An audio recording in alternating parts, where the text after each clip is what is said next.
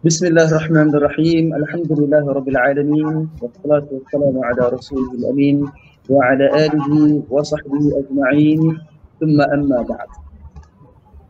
Syekh Muhammad Abduh telah menulis dalam satu karyanya yang berjudul Al-Islam wan Nasraniyah ma'al ilmi wal madaniyah, telah mengungkapkan bahawasanya maksud kepada masyarakat madani adalah dirujuk kepada dua makna yang besar. Yang pertama diistilahkan kepada masyarakat yang tinggal di kota, yakni merujuk kepada fizikal. Dan yang kedua juga merujuk kepada masyarakat yang beradab ataupun yang berkeadaban. Justru kita melihat kepada maksud masyarakat madani juga merujuk kepada golongan yang berkeadaban. Lantaran itu, kita laksanakan diskusi peradaban umat serumpun 2021 yang dilaksanakan oleh pihak Jabatan Mufti Negeri Perlis dengan kerjasama Majlis Agama Islam dan Adat Istiadat Melayu Perlis serta Jabatan Hal Ehwal Agama Islam Perlis dengan dukungan dan sokongan oleh pimpinan Pusat Muhammadiyah Indonesia. Para penonton yang dirahmati Allah Subhanahu wa taala sekalian, perbincangan diskusi peradaban umat serumpun 2021 pada pagi ini akan membincangkan satu tajuk di dalam maksud perluasan fiqh dalam menangani permasalahan umat. Bagi membincangkan tajuk yang begitu hebat ini, kita telah mendatangkan gandengan panel yang begitu hebat dan berwibawa, iaitulah mereka yang terlibat secara aktif dan berada di peringkat paling utama dalam soal menentukan beberapa keputusan dasar di peringkat organisasi masing-masing. Iaitu pimpinan yang pertama kita adalah yang berbahagia Sahabat Samaha, Dato' Arif Perkasa, Profesor Madya Dr. Muhammad Asri Zainul Abidin, Mufti Negeri Perlis. Yang mana Profesor Madya Dr. Muhammad Asri Zainul Abidin telah dilahirkan pada 1 Januari 1971 di Pulau Pinang, Malaysia, yang telah dilantik sebagai Mufti Negeri Perlis, berkelulusan sarjana di dalam bidang syariah bahasa Arab dari University of Jordan, Amman, Jordan, dan juga merupakan pemegang ijazah sarjana dalam Islamic Studies di University Sains Malaysia, serta merupakan pemegang PhD di dalam bidang Al-Quran dan Sunnah Hadis daripada Universiti Islam Antarabangsa Malaysia. Apa khabar Sahibu Samah, Datuk? Baik, alhamdulillah. Apa khabar Tuan Moderator? Pak Moderator. Alhamdulillah. Ada bunyi bapak pada pagi ni. Yang kedua, meraihkan rakan-rakan di Indonesia. Ya, terima kasih. Yang kedua adalah Profesor Dr. Haji Haidar Nasir yang merupakan Ketua Umum Pimpinan Pusat Muhammadiyah. Apa khabar Bapak Profesor? Alhamdulillah, Tuan Nazim. Alhamdulillah. Terima kasih Bapak kerana bersama-sama kita pada pagi ini. Kita senang sekali untuk makluman para penonton sekalian, Profesor Dr. Haji Haidar Nasir merupakan Ketua Umum bagi Pimpinan Pusat Muhammadiyah yang dilahirkan di Bandung, Indonesia pada tanggal 25 Februari 1958, dan sekarang ini beliau telah menjawab satu jawatan yang begitu tinggi, iaitu merupakan Ketua Umum Pimpinan Pusat Muhammadiyah. Kami di Perlis, Malaysia sangat berbangga dengan penyertaan Profesor pada pagi ini, dan kita berharap apa yang akan kita bincangkan pada pagi ini insya-Allah sedikit akan memberikan kelegaan kepada penyelesaian pelbagai masalah umat yang sedang dihadapi pada ketika dan saat ini. Saya nak mulakan pada pagi ini dengan saya ceritakan sedikit perjalanan daripada apa yang bakal kita laksanakan pada pagi ini. Yang mana kita akan mulakan dahulu dengan ucap pertama yang akan disampaikan oleh Profesor Madya Dato' Asri Mufti Negeri Perlis. Dan yang kedua, selepas daripada tempoh 30 minit itu, kita akan teruskan dengan ucap pertama yang bakal dikomentarkan ataupun bakal diutarakan oleh Pak Haidar sendiri juga selama 30 minit. Dan juga kita akan teruskan dengan question and answer, Q&A selepas daripada itu insya-Allah. Selanjutnya kita akan teruskan dengan beberapa perbincangan yang berkaitan daripada tajuk yang akan dibincangkan. Saya nak mulakan dahulu pada pagi ini dengan kita bersama-sama dengan Sahabat Samaha, Dato' Arif Perkasa, Profesor Madya Dr. Muhammad Asri Zainul Abidin, Mufti Negeri Perlis, yang mana seperti mana yang kita tahu Prof, Datuk, apabila kita berbincang tentang soal fiqh dalam kerangka fiqh itu sebagai satu keluasan dalam menangani permasalahan umat, kita dapat melihat bagaimana taisir kepada ummah itu merupakan salah satu daripada tema dan juga keistimewaan dalam kerangka fiqh Islam itu sendiri. Saya ingin mengutip satu tulisan yang telah pun ditulis oleh seorang profesor sarjana iaitu Dr. Samir Al-Harasis, seorang sarjana daripada Jami'atul Zarqa di Jordan, yang mana beliau menulis, saya bacakan sedikit teks tulisan beliau. Kata beliau, wa min ahammil mumayyizati allati tamayyuzat biha syari'atuna al-gharra raf'il haraji 'anil mukallafin wat taysir 'alaihim. وهذه ميزة ميزت الشريعة الإسلامية عن غيرها من الشرائع الأخرى السابقة التي ضمنها الله عز وجل من الأعمال الشاقة ما يتناسب وأحوال وأوضاع تلك الأمم التي جاءت لها تلك الشرائع. Dalam tulisan beliau ini mengangkat tema taisir alal ummah itu ataupun mempermudahkan ummah itu sebagai satu struktur binaan asas kepada keluasan fiqh itu sendiri. Jadi sebagai permulaan, saya bersama Datuk, mungkin saya bersama Datuk boleh menceritakan sedikit kepada kita tentang kepentingan ilmu fiqh di sisi agama Islam dan juga kehidupan kita sebagai manusia, serta keperluan kepada fiqh taisir dalam memudahkan umat. Falyatafaddal mashkura. Okay, Assalamualaikum warahmatullahi. Alhamdulillah wassalatu wassalamu ala Rasulillah wa ba'd. Terima kasih kepada Tuan Moderator Al-Fadhil Ustaz Muhammad Nazim Nur yang juga merupakan CEO bagi Majlis Agama Islam dan Adat Istiadat Melayu Perlis. Yang saya kasihi Pak Haidar, Profesor Haidar selaku Ketua Umum Muhammadiyah, dan saya rasa majlis ini amat bermakna sekali, terutama kami di Perlis ini, kerana hubungan yang telah dibina di antara Muhammadiyah di Indonesia yang merupakan satu organisasi umat Islam, organisasi massa yang begitu besar, berhubung dengan kami di Perlis ini, dengan kewujudan Universiti Muhammadiyah yang pertama di luar negara, saya kira, ataupun di luar negeri dalam bahasa Indonesianya, yang akan berada di Perlis ini. Dan ini akan menjadi jambatan yang menghubungkan kita dan kedudukan negeri Perlis ini sendiri yang berada di antara umat Islam di Thailand, dan kemudian kita di Malaysia, dan kemudian juga di Indonesia, akan menjadikan kita umat serumpun yang begitu kuat, akan menjadi kunci mudah-mudahan kepada hubungan, dikukuhkan hubungan antar kita semua. Dan saya sebagai rakyat Perlis, sebagai mufti Perlis, dan juga sebagai salah seorang daripada pihak pentadbir urusan agama Islam di negeri Perlis ini, melihat ini adalah satu hubungan yang sangat penting di dalam sejarah umat Islam di Nusantara dalam bahasa yang digunakan di sini, ataupun di rantau kita ini, atau rantau alam Melayu Islam ataupun umat Islam di Asia Tenggara ini.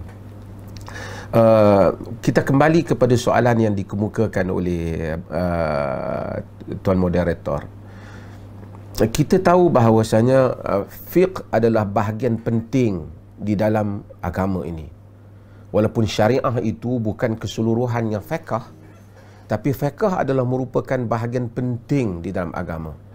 Tidak dapat diamalkan syariah itu yang membabitkan hukum hakam amaliyah, hukum hakam praktikal yang dipraktiskan, yang diamalkan, melainkan dengan memahami fiqh.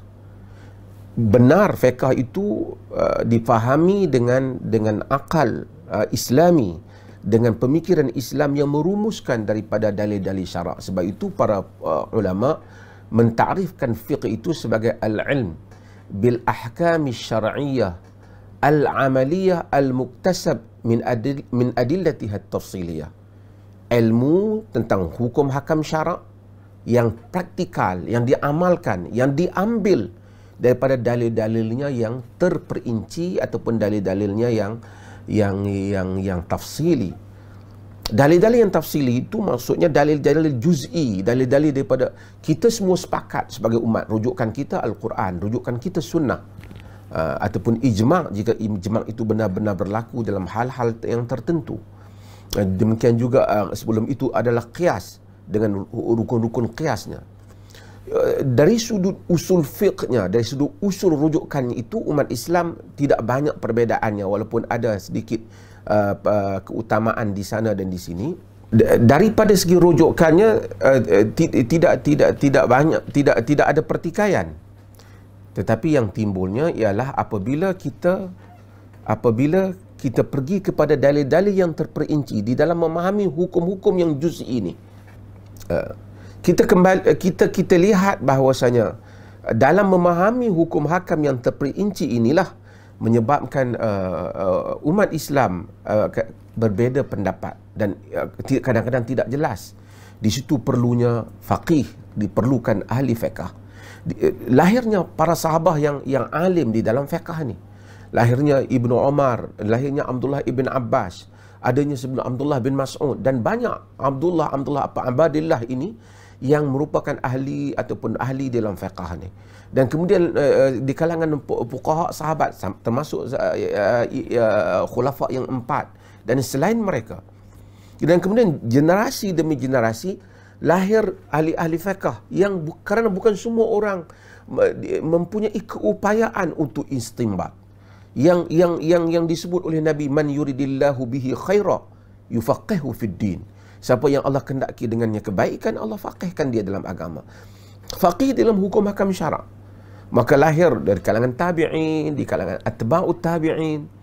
Dan mazhab itu, mazhab dalam berarti kata, ramai orang tidak memahami, mereka faham mazhab itu apa. Mazhab bermaksud adalah jalan yang dipilih oleh seseorang mujtahid. Ahli yang nak merumuskan hukum itu memilih jalan itu. Bagaimana kaedah yang dia lihat untuk supaya sesuatu hukum dapat satu istimbat ataupun satu kesimpulan hukum itu dapat dilakukan. Maka ada tokoh-tokoh yang besar yang lahir dalam sejarah. Ramai orang menyangka mazhab itu cuma 4. Ia bukan 4.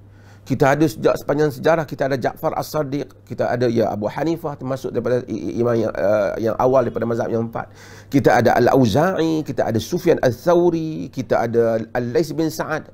Kita ada Imam Malik selepas daripada itu, dan kita Sufyan bin Uyainah, kita ada Al-Imam Syafi'i, kita ada Abu Thawr, dan kita ada Ahmad bin Hanbal, kita ada Al-Zahiri, kita ada Jarir At-Tabari. Mereka semua ini merupakan khazanah yang besar, tokoh-tokoh yang besar yang telah melakukan istinbat-istinbat penting di dalam hukum hakam fiqh dalam sepanjang sejarah umat Islam. Cumanya dari segi mazhab yang kekal kerana disebabkan penulisan, struktur dan anak murid yang melaporkan, meriwayatkannya, yang masyhur yang ada di tangan orang Islam ialah 4. Yang 4 ini bukan bererti tidak ada yang lain. Yang lain itu wujud, tetapi hanya tinggal riwayat-riwayat, pecahan-pecahan pendapat mereka yang diriwayatkan sebagai hukum hakam fiqh yang diketahui sehingga hari ini. Kita ada dalam mazhab khazanah dalam Zahiri umpamanya. Kita ada Al-Muhalla oleh Al-Imam Ibn Hazm Al-Andalusi yang merupakan kitab rujukan penting umat Islam di dalam fiqh dan fiqh pembandingan. Saya ingin sebutkan hal ini sebagai mukaddimah supaya umat Islam membuka ufuknya di dalam pemikiran untuk mengetahui kita mempunyai khazanah fiqh yang begitu besar. Tulisan-tulisan dalam fiqh yang besar. Kalau kita sebut di dalam mazhab Abu Hanifah umpamanya, bukan sahaja Abu Hanifah itu terkenal dengan dia sebagai guru murid kepada Hamad bin Abi Sulaiman, dengan riwayat-riwayatnya, dengan qiyasnya, dengan fiqh ahli Iraqnya. Dan kemudian diwarisi ada Muhammad Hasan Al-Syaibani dengan karya-karyanya yang meriwayatkan apa yang dibuat oleh Abu Hanifah. Kita ada juga matan-matan dalam mazhab Abu Hanifah, matan Quduri umpamanya. Kita ada Al-Lubab yang mensyarahkan Al-Quduri, dan kita kemudian kita ada dalam mazhab Malik yang begitu banyak. Selain daripada Muwatta, kita ada Al-Mudawwanah dalam mazhab Malik. Kita ada khazanah matan-matan dalam mazhab Malik. Saya selalu sebut matan umpamanya Khalil bin Ishaq umpamanya di dalam mazhab Malik, matan Khalil. Dan kita ada Mawahibul Jalil yang mensyarahkan mazhab dalam mazhab Malik, dan banyak lagi yang mensyarahkan. Kita dalam mazhab Syafi'i, selain daripada kitab Al-Um, balik kepada kitab yang asal, Itu pun al-hujjah, walaupun Imam Syafi'i menyatakan dia tidak menghalalkan orang meriwayatkan dalam qaul qadim, tetapi ada lebih kurang hampir 20 qaul qadim di dalam mazhab Syafi'i itu yang dianggap lebih kuat daripada qaul jadid yang baru di dalam Syafi'i. Umpamanya saya selalu sebut, umpamanya kita dalam solat, waladhdallin, amin. Di dalam qaul qadim amin kuat, dalam qaul jadid amin perlahan. Amin itu diperlahankan dalam qaul jadid. Tapi qaul qadim itu dianggap lebih kukuh daripada qaul jadid. Hatta demikian dalam pemilihan aqwal di kalangan para fuqaha. Dan kita ada dalam mazhab Ahmad, dan dalam kita ada selain daripada riwayat Imam Ahmad sendiri, dan kita juga ada daripada ulama-ulama dalam mazhab Hanbali yang ramai. Kita ada Ibn Rajab Al-Hanbali, kita ada Al-Buhuti. Saya ingin menceritanya khazanah fiqh ini besar. Apabila kita mengeluarkan pandangan-pandangan fiqh, pertama kita tak sepatutnya hanya tertumpu kepada satu sekolah saja. Walaupun tidak salah, ulama-ulama dahulu ada sekolahnya. Kita ada dalam mazhab Syafi'i besar, kita ada daripada pelajaran asasi yang mereka membaca Minhajul Talibin, kita ada syarah kepada Minhajul Talibin, kita ada Tuhfah, kita ada berbagai-bagai lagi, kita Ibn Hajar Al-Haythami, kita ada Ar-Ramli, kita ada Ar-Rafi'i, kita ada Nawawi. Ini semua adalah khazanah-khazanah fiqh yang mereka itu sendiri walaupun dalam satu mazhab mempunyai pandangan-pandangan kadang-kadangnya berbeza. Kita ada mujtahid-mujtahid yang lain dengan aliran-aliran hadis. Kita ada Asy-Syaukani, kita ada Ibn Taimiyah walaupun dia ada cenderung kepada mazhab Ahmad. Ini semua telah mewariskan satu khazanah fiqh yang besar. Hampir tidak ada untuk satu orang berijtihad dengan satu ijtihad, yang mana ijtihad bab itu telah ada dalam syarak sebelum ini, dalam perbincangan fiqh sebelum ini. Apa saja ijtihad yang dikeluarkan akan ada sekolah fiqhnya.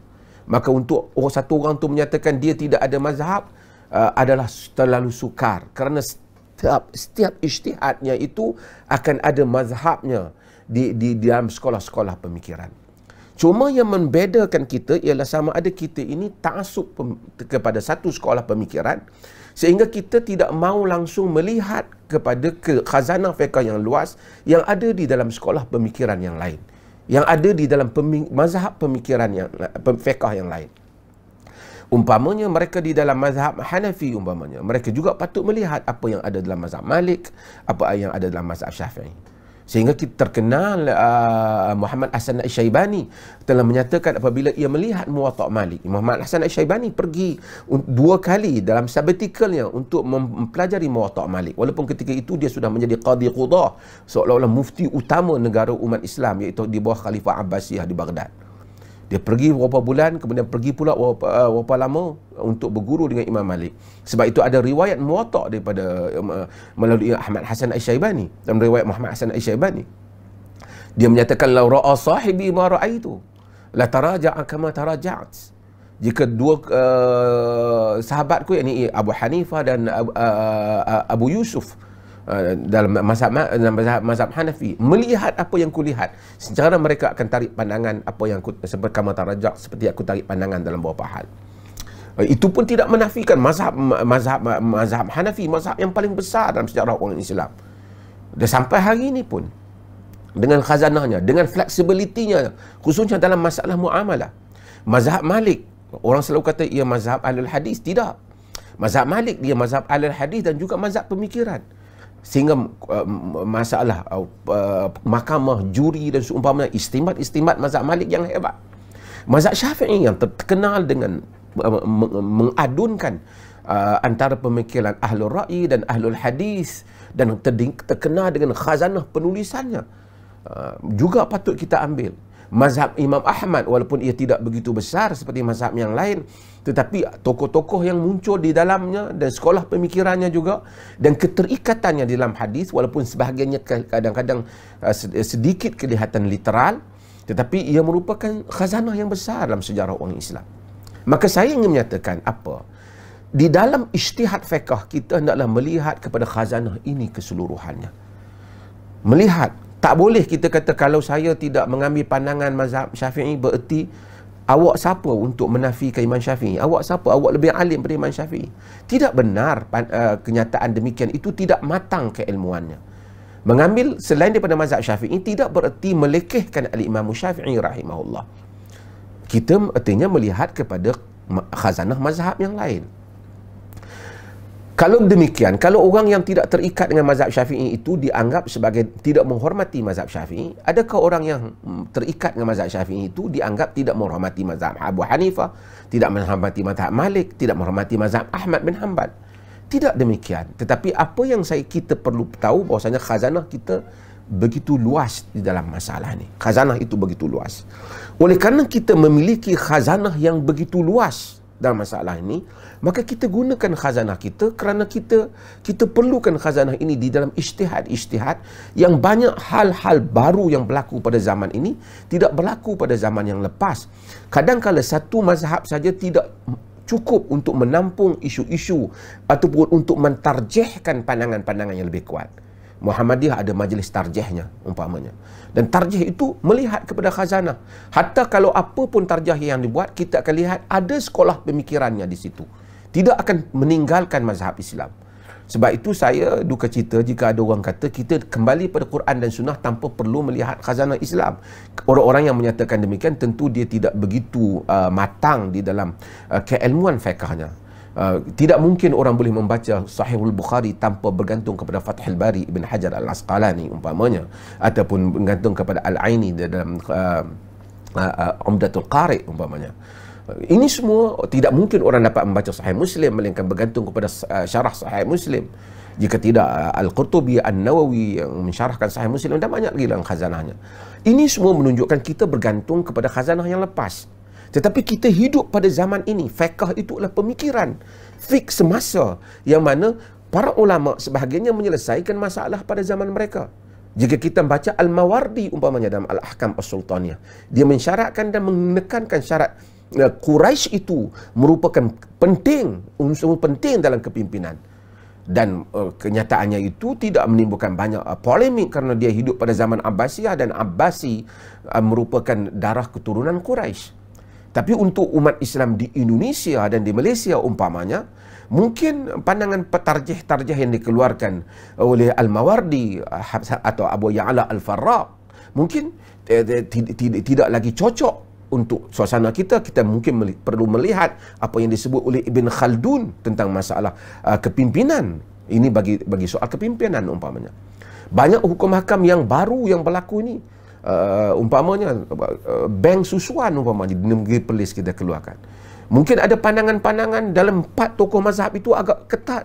Tapi ada negeri yang telah memakai pandangan Al-Lais bin Sa'ad umpamanya yang tidak mensyaratkan umpamanya susu itu dia mensyaratkan bahwasanya anak susuan itu jika dia menyusu secara langsung daripada ibunya.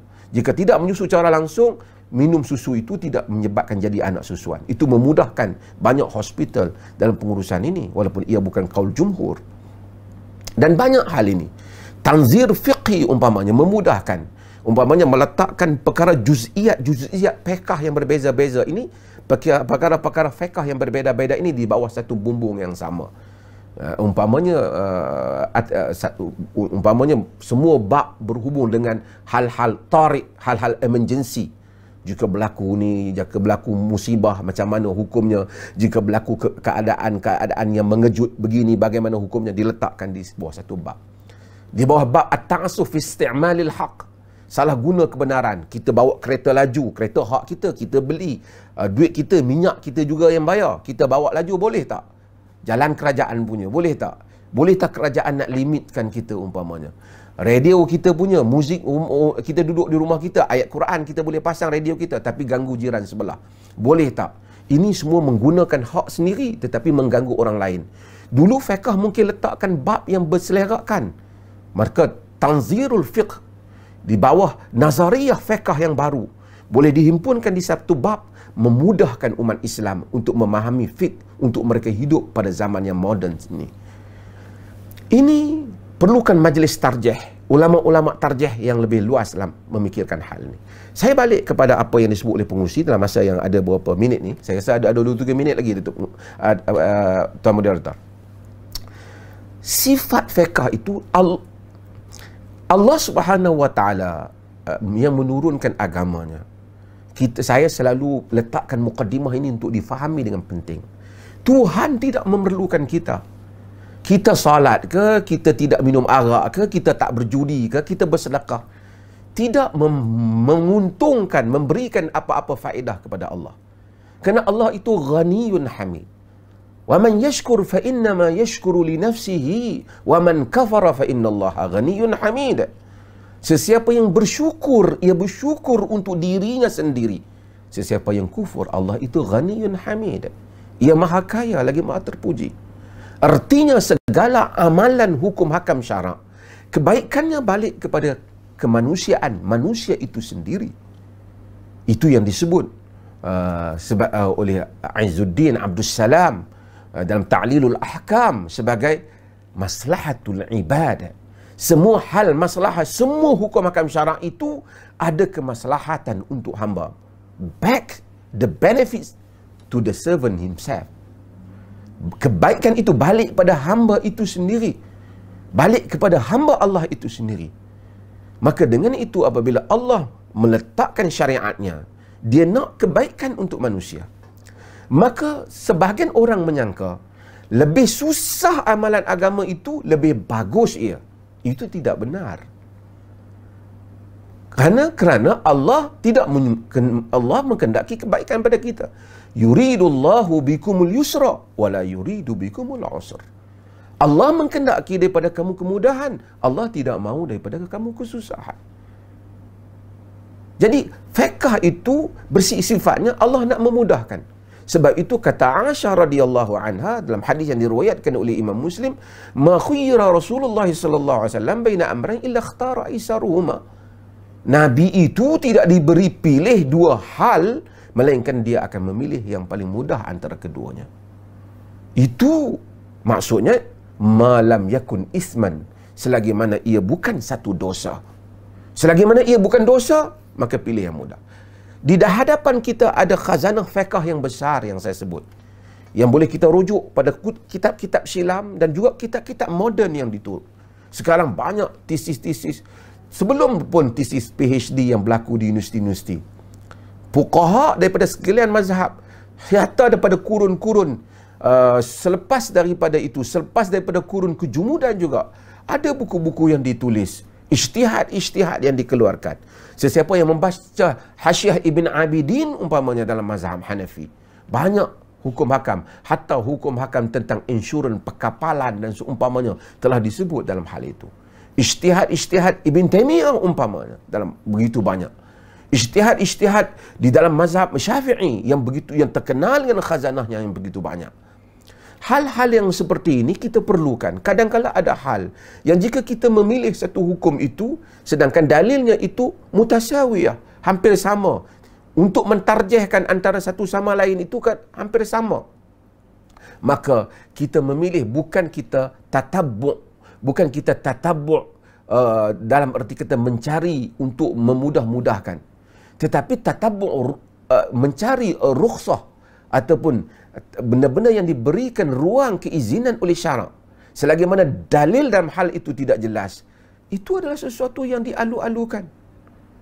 Kerana di atas prinsip umum agama, inna dina yusr walan yushadda dina ahadun illa ghalabahu. Agama itu mudah. Tidak seseorang itu memayah-mayahkan, melainkan dia akan tewas dalam beragama.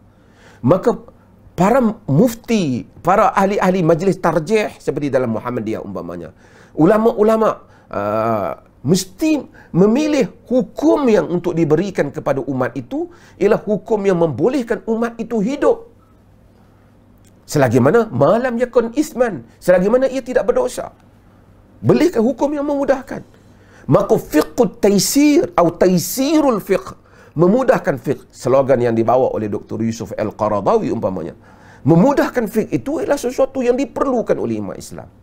Sebahagian orang ataupun sebahagian asatizah itu dia fikir lagi payah yang dicadangkan itu lagi baik Islamnya itu. Lagi susah orang nak beramal itu, lagi bagus Islamnya itu. Itu tidak benar. Hingga para ulama menyebut rukhsah, kelonggaran itu, rukhsah diberikan kepada umat. Adapun azimah yang berat itu diamalkan oleh mufti, diamalkan oleh para mujtahidin itu sendiri. Jangan yang payah itu diberikan kepada orang ramai. Yang senang itu diamalkannya sendiri. Karena dia mengetahui banyak kaul. Ini tidak benar demikian. Itu bukan adab di dalam berfatwa. Sebab itu maka balik kepada soalan tadi kita, saya harap dengan hubungan yang baik antara dua organisasi ini, kita akan kembali membawa umat kepada taisirul fiqh. Membolehkan umat ini hidup, mempunyai pilihan-pilihan di dalam fiqh. Tetapi mereka tetap umat yang beridentiti dengan identiti Islam. Fiqh mereka tetap fiqh Islam. Tidak ada kaul yang macam saya sebut tadi, yang disebut oleh kita pada zaman ini, melainkan telah terdahulu sebelumnya para fuqaha yang telah menyebut dan mentarjihkannya. Maka dengan itu, dengan hubungan yang baik ini, dengan dada perlis, saya bercakap, perlis kita tidak menolak mazhab. Bahkan kita mengagungkan khazanah mazhab. Cuma kita tidak menerima taksub mazhab. Yang berarti kata enggan melihat keluasan yang ada di dalam khazanah Islam. Mazhab Syafi'i ala ra'si wal ain. Mazhab yang kita lihat paling kukuh, paling teratur susunannya. Kalau ditanya saya, apa mazhab yang terbaik pada sisi saya, tentulah mazhab Syafi'i. Tetapi itu tidak menafikan khazanah yang ada di dalam mazhab Abu Hanifah, dalam mazhab Malik dan dalam mazhab Ahmad bin Hanbal. Yang juga mempunyai kekuatannya di dalam bab-bab yang tertentu, mereka kuat. Dalam bab yang lain, mazhab yang lain pula kuat.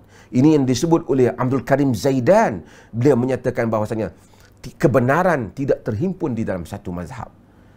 Hormat mazhab sebagai khazanah Islam, tetapi dalam masa yang sama melihat bahr, melihat lautan fiqh yang luas ini diambil manfaat oleh kita dalam membolehkan umat ini hidup di dalam mengamalkan agama mereka, insya-Allah.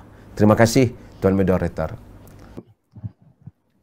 Terima kasih kepada sahabat bersama Datuk di atas satu keputasan yang begitu menarik. Sahabat bersama Datuk tadi telah pun menyebutkan tentang beberapa perkara sebagai satu permulaan, iaitu antaranya tentang bagaimana khazanah ilmu fiqh itu begitu luas, dan kita sebagai umat di dalam suasana akhir zaman ini, kita perlu mengiktiraf akan khazanah bahar ilmu dalam ilmu fiqh itu sebagai satu khazanah silam yang harus dihormati dan merupakan sumber kekuatan kepada umat Islam sendiri. Dan Datuk juga ada menyebutkan tadi tentang dalam ijtihad perlu untuk melihat khazanah ilmu yang luas ini serta mengambil pandangan dan qaul madhab berdasarkan kepada keperluan dalam kehidupan semasa, dalam sama-sama menghormati mazhab-mazhab lain dan tidaklah dinamakan sebagai menghina mazhab lain kalau kita tidak mengguna pakai sesuatu pandangan mazhab di sisi satu pandangan mazhab, kerana ianya merupakan satu pengiktirafan kepada keintelektualan dan juga kesarjanaan para ilmuwan terdahulu. Dan sudah pasti apa yang disebutkan oleh Sahabat Samah tadi juga berkaitan tentang keperluan untuk melakukan tanzir al-fiqhi, iaitu bagaimana untuk melihat nazariyah fiqh dalam suasana yang begitu segar dalam kehidupan kita pada hari ini, untuk mengangkat bagaimana ahkam syariah itu akan membawa kepada maslahatul ibad, iaitu kemaslahatan hamba ataupun kemaslahatan manusia itu sendiri, dan sesuai dengan peranan ataupun sesuai dengan struktur taisir fiqh itu sebagai satu kekuatan umat Islam. Dan sudah pasti ianya seperti mana doa yang diajarkan oleh Allah Subhanahu Wa Taala kepada kita dalam surah Al-Baqarah, ayat yang selalu kita baca. Kita selalu baca ayat Rabbana wa la tahmil alaina isran kama hamaltahu ala alladhina min qablina Rabbana wa la tuhammilna ma la taqata lana bih. Itu ayat yang kita selalu baca, wahai Tuhan kami, janganlah engkau tanggungjawabkan kami kepada sesuatu benda yang berat yang seperti telah engkau tanggungjawabkan kepada umat terdahulu sebelum kami. Berarti ini merupakan doa kita yang mana kita juga berdoa, wahai Tuhan kami, janganlah engkau tanggungkan kami perkara yang tidak kami mampu untuk melakukannya. Dan sudah pasti fiqh ataupun keluasan fiqh itu sendiri membawa erti bahawasanya ianya satu perkara yang mampu untuk kita laksanakan dalam kehidupan kita. Baik, kita nak teruskan dengan ucap tama yang kedua yang bakal disempurnakan oleh Bapak Haidar yang merupakan Ketua Umum Pimpinan Pusat Muhammadiyah yang bersama-sama dengan kita pada hari ini. Bapak, kami sangat merasa terhormat dan kami sangat merasa bahagia dengan penyertaan Bapak Haidar selaku pimpinan utama Muhammadiyah Indonesia. Kita boleh sebutkan satu keistimewaan pada kami Perlis pada kali ini, dan sudah pasti apa yang akan disampaikan oleh Bapak Haidar sebentar nanti adalah perkara yang menyentuh kepada keperluan untuk melihat rekonstruksi bagi fikih itu sebagai peranan untuk memecahkan permasalahan umat. Dan kalau kita melihat dalam hubungan ini, Bapa, saya suka untuk menyebutkan bagaimana ijtihad merupakan salah satu daripada cara dalam pengambilan dan pembaharuan hukum Islam. Dan ijtihad merupakan media yang sangat efektif dalam penggalian sumber hukum Islam untuk menjawab segala problem ataupun masalah yang muncul, yang mungkin baru muncul di tengah-tengah masyarakat yang belum diatur secara tersusun oleh nas-nas yang sudah pasti memerlukan kepada rekonstruksi dalam merumuskan kembali nas dan juga teks sama ada baik daripada Al-Quran ataupun daripada As-Sunnah. Jadi selanjutnya mungkin yang berbahagia Profesor Bapak Haidar boleh memberikan kepada kita satu ungkapan yang sudah pasti dapat melihat rekonstruksi fikih dalam memecahkan permasalahan umat dan bagaimana untuk memecahkan permasalahan umat dalam teori rekonstruksi fikih itu sendiri. Dengan segala hormatnya saya mempersilakan. Assalamualaikum warahmatullahi wabarakatuh. Hamdan wa syukralillah wa nusalli wa nusallimu ala Muhammadir Rasulillah wa ala alihi wa sahbihi wa mawalah wa ba'd. Yang saya hormati Dato' Arif Perkasa, Prof. Magia Dr. Muhammad Asri Zainul Abidin, Mufti Perlis Negeri Perlis, atau yang kita kenal dengan Dato' Maza. Juga Adinda Tuan Haji Muhammad Nazim, Haji Muhammad Nur, selaku moderator yang saya banggakan, serta hadirin yang kami muliakan. Alhamdulillah, saya berterima kasih kepada Mufti atas inisiatif untuk kajian peradaban serumpun dengan tema yang sangat hebat, perluasan fikih dalam menangani permasalahan umat. Tadi kita sudah begitu rupa memperoleh penjelasan hal ihwal fikih dalam berbagai dimensi dan konteks sejak awal sampai akhir dari Dato' Maza yang luar biasa, dan kita bisa lebih mudah untuk memahaminya, dan bagaimana Mufti dan masyarakat Perlis, bagaimana juga Muhammadiyah menjunjung tinggi, mengagungkan madhab dan tidak mencela madhab, tetapi kita tidak merujuk pada satu madhab, tetapi menggunakan hazanah mazhab di dalam pemikiran fikih dan pemikiran keislaman. Nanti saya akan menyambung dari apa yang telah disampaikan dengan tajuk lebih spesifik, bagaimana rekonstruksi fikih di dalam menghadapi atau menangani permasalahan umat yang bersifat kekinian. Hanya sayang Dato' dan Ustadz Nazmi, saya nanti tidak bisa membersamai. Insya Allah nanti untuk dialog kami wakilkan kepada Profesor Dr. Syamsul Anwar, Ketua Majelis Tarzih, yang bisa menemani Dato' untuk bersama-sama berbincang dan berdialog dengan peserta. Baik, tajuk perluasan fikih dalam menangani permasalahan umat itu sangat relevan dan penting, sebagaimana tadi disampaikan oleh Dato' dan dihantarkan oleh moderator. Saya ingin mengajak pada kaifatu tawashi fil fiqh, bagaimana kita memperluas fikih dalam memecahkan masalah umat saat ini, dan mafhum mukhalafahnya, ketika tadi ada fenomena di mana fikih itu menyempit, gitu, maka bagaimana kita meluaskannya kembali. Gitu.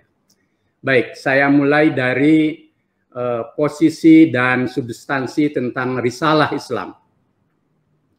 Allah Azza wa Jalla menurunkan wahyu pertama sebagai pembuka risalah Islam dengan Iqra. Iqra bismi rabbikal ladzi khalaq, khalaqal insana min 'alaq, Iqra wa rabbukal akram, alladzi 'allama bil qalam, 'allamal insana ma lam ya'lam. Dengan Iqra ini, Tuhan telah merancang bangun sebuah desain besar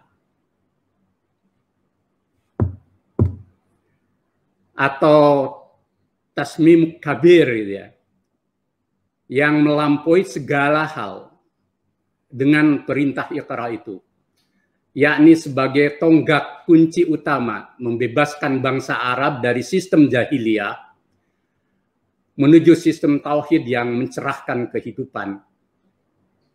Tuhan bahkan memberikan anugerah manusia dengan segala perlengkapan hidup yang begitu penting, yakni akal budi atau hati dan akal pikiran.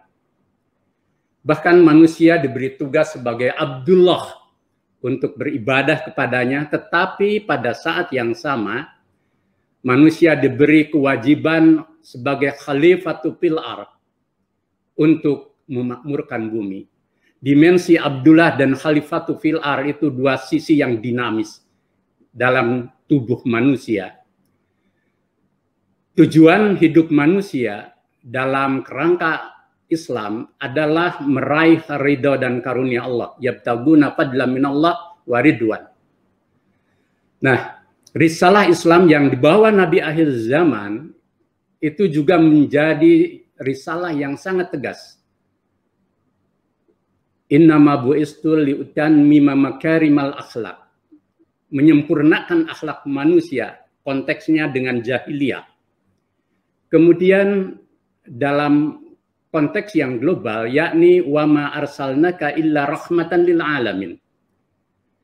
Nah, selama 23 tahun risalah Nabi di Makkah dan di Madinah atau di Yathrib, Islam itu kemudian didakwahkan dan diwujudkan, lalu dalam proses yang begitu rupa yang tadi disampaikan oleh Dato, kemudian akhirnya terjadi Al-Fathu Makkah dan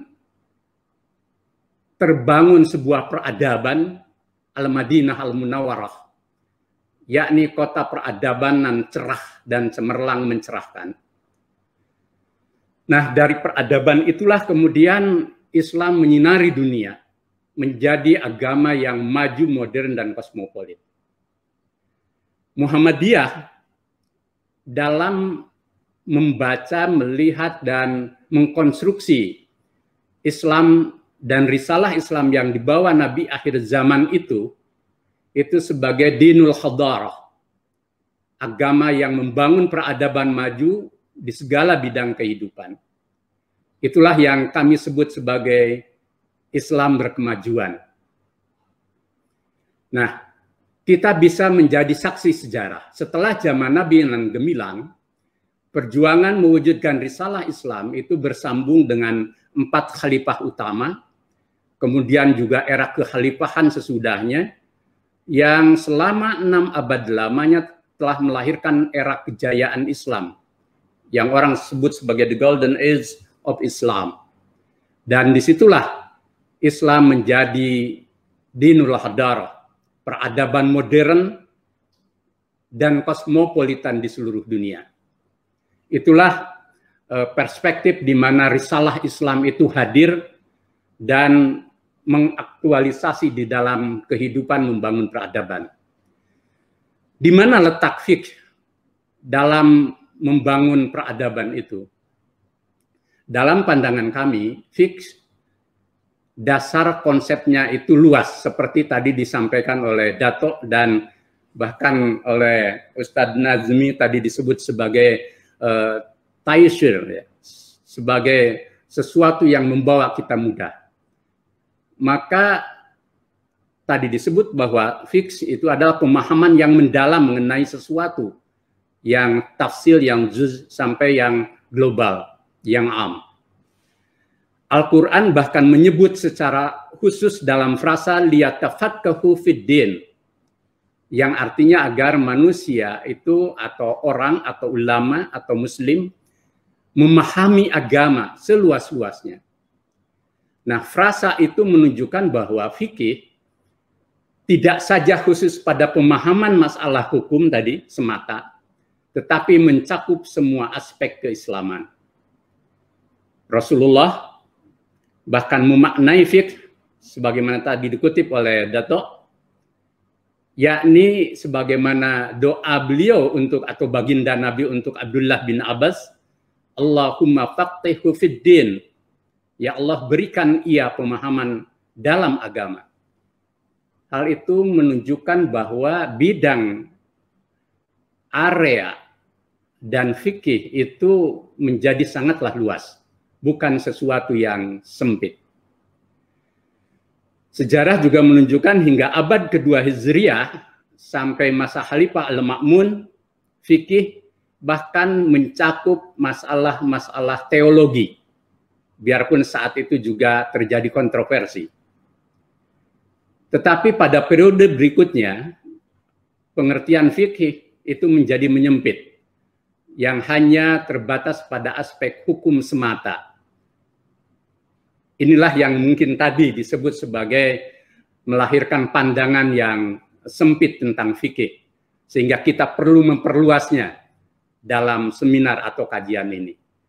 Nah, dalam kaitan ini maka perlu dikembalikan kembali atau rekonstruksi fikih pada aslinya, pada awalnya, yakni sebagai thariqah memahami agama Islam secara mendalam dan luas.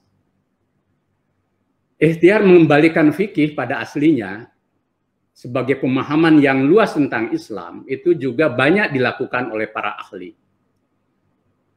Jamal Al-Banna misalkan memperkenalkan Nahwa Fiqhuz Jadid atau yang dikenal sebagai Manifesto Fikih Baru. Jamal membagi fikih ke dalam 3 aspek bahasan pokok. Pertama tentang fikih akidah, tauhid dan ilmu kalam, serta fikih ibadah. Jadi ilmu kalam dimasukkan. Kemudian kedua fikih syariat dan muamalat, mungkin itulah yang disebut dengan fikih yang klasik. Kemudian fikih amal dalam berbagai dimensi yang tadi sudah disebut juga oleh Mufti. Bahkan Al-Banna memperkenalkan pandangan fikih yang lebih populis, humanis, dan inklusif secara fikih, dan tidak diskriminatif serta tidak konservatif, atau tadi disebut sebagai zumud. Dia menawarkan pemahaman hadis dengan menggunakan paradigma Al-Quran, bukan dengan paradigma para perawi hadis. Biarpun itu tetap menjadi hasanah. Bahkan Al-Banna menghargai ijtihad para ulama usul fikih yang telah melahirkan karya-karya besar kitab fikih dalam memecahkan permasalahan umat pada era zamannya. Seperti tadi bagaimana keagungan ar-risalahnya Imam Syafi'i misalkan yang dikutip oleh Dato'.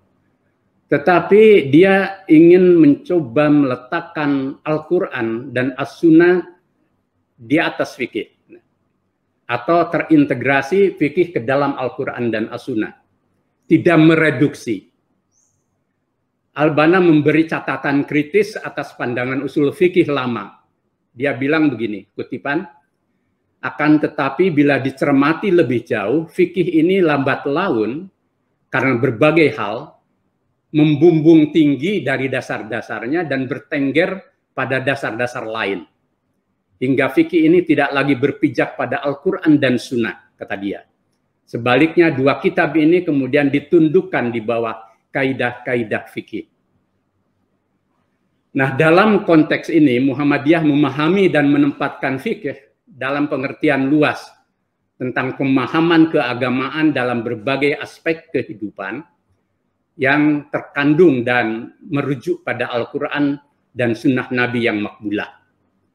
Sejumlah fikih, karya fikih tarjih misalkan kita sebut, ada fikih perempuan, fikih informasi, fikih zakat, fikih air, fikih kebencanaan, fikih lingkungan, fikih difabel, dan sebagainya.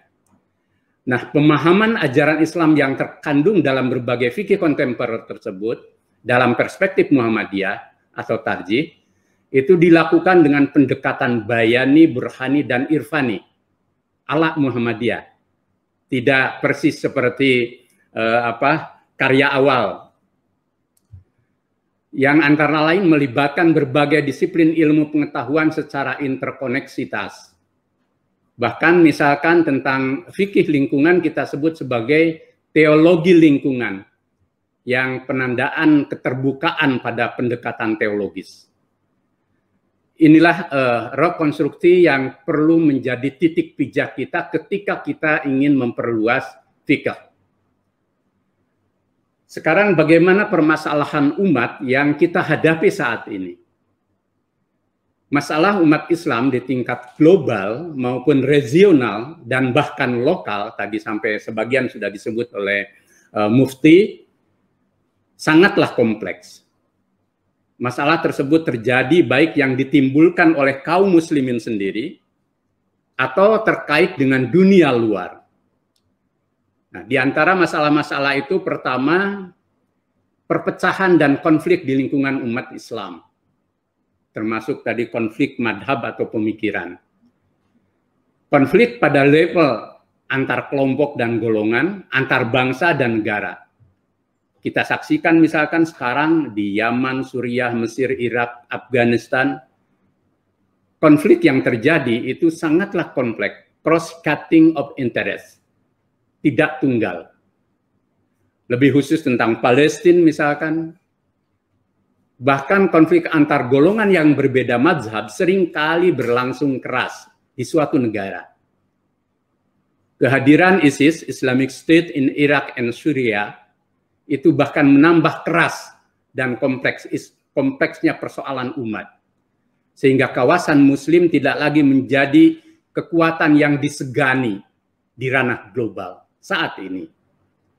Harapan kebangkitan Islam 15 Hijriah yang lalu rasanya makin lama makin redup dan menjauh dari sumbunya dalam konteks konflik sesama muslim atau dunia Islam.